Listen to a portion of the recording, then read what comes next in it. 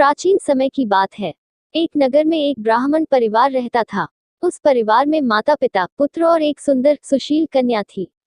कन्या गुणों से भरपूर थी, परंतु उसके विवाह को लेकर परिवार चिंतित रहता था। एक दिन एक विद्वान साधु उनके घर भिक्षा लेने आए। ब्राह्मण परिवार ने उनका आदर सत्कार किया। साधु ने कन्या को देखकर कहा, यह कन्या बहुत भाग्यशाली है, पर इसके भाग्य में वैधव्य योग दिखाई देता है। यह सुनकर परिवार दुखी हो गया।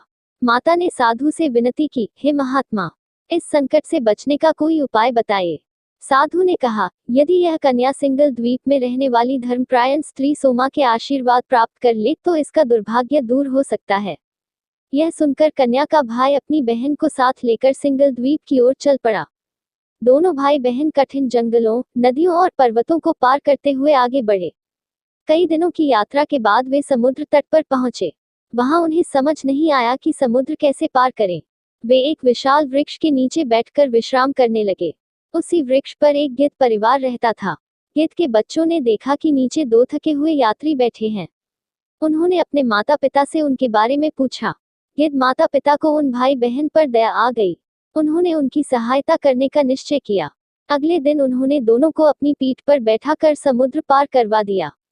समुद्र पार करके वे सिंगल द्वीप पहुंच गए। वहां उन्होंने सोमा नामक धर्मपरायण स्त्री का घर खोज लिया। सोमा अत्यंत पुण्यवान और दयालु थी। वह प्रतिदिन भगवान विष्णु और शिवजी की पूजा करती थी तथा सोमवती अमावस्या का व्रत श्रद्धापूर्वक रखती थी। भाई बहन उसके घर के पास रहने लगे। प्रतिदिन प्रातःकाल वे चुपचाप उसके आंगन की सफाई कर देते और घर के छोटे मोटे कार्य कर देते। कई दिनों तक ऐसा चलता रहा। सोमा को आश्चर्य हुआ कि बिना बताए उसके सारे काम कौन कर देता है। एक दिन उसने छिपकर देखा। उसने पाया कि एक युवक और एक युवती उसके घर की सेवा कर रहे हैं। सोमा ने दोनों को बुलाया और उनके बारे में पूछा। तब भाई बहन ने अपनी पूरी कथा सुना दी। सोमा का हृदय करुणा से भर गया।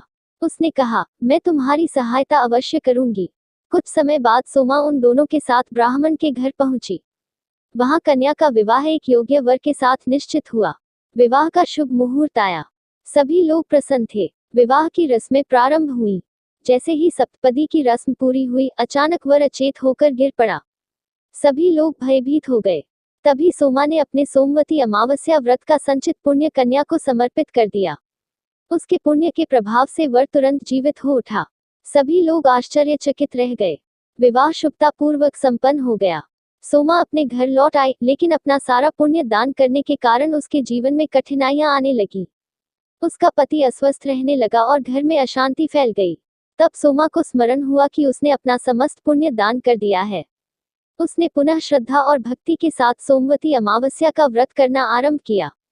वह प्रातः स्नान करके भगवान शिव, माता पार्वती और भगवान विष्णु की पूजा करती, पीपल वृक्ष की परिक्रमा करती और गरीबों को दान देती। कई वर्षों तक उसने निष्ठापूर्वक यह व्रत किया। उसके पुण्य के प्रभाव से उसके सभी कष्ट दूर हो गए। उसका पति स्वस्थ हो गया, परिवार में सुख समृद्धि लौट आए और घर में आनंद छा गया। तब से यह मान्यता प्रचलित हुई कि जो स्त्री अथवा पुरुष श्रद्धा और विश्वास से सोमवती अमावस्या का व्रत करता है, उसे सुख, सौभाग्य, आरोग्य और समृद्धि प्राप्त होती है। इस दिन पीपल वृक्ष की पूजा, भगवान शिव और विष्णु की आराधना तथा दान पुण्य का विशेष महत्व बताया गया है। कहा जाता है कि सोमवती अमावस्या के दिन किए गए शुभ कर्मों का फल अनेक गुना बढ़ जाता है। पितरों की कृपा प्राप्त होती है और जीवन के कष्ट दूर होते हैं। जो सुहागिन स्त्रियां इस व्रत को करती हैं, उन्हें अखंड सौभाग्य का आशीर्वाद मिलता है। परिवार में सुख शांति बनी रहती है। जो व्यक्ति सच्चे मन से इस कथा को सुनता या पढ़ता है, उसके जीवन में आने वाली बाधाएं दूर होती हैं और भगवान की कृपा प्राप्त होती है। इसी विश्वास और श्रद्धा के साथ भक्तजन आज भी सोमवती अमावस्या का व्रत करते हैं और भगवान से सुख, शांति तथा कल्याण की प्रार्थना करते हैं। जय सोमवती अमावस्या माता। जय भगवान शिव शंकर। जय श्री हरि विष्णु।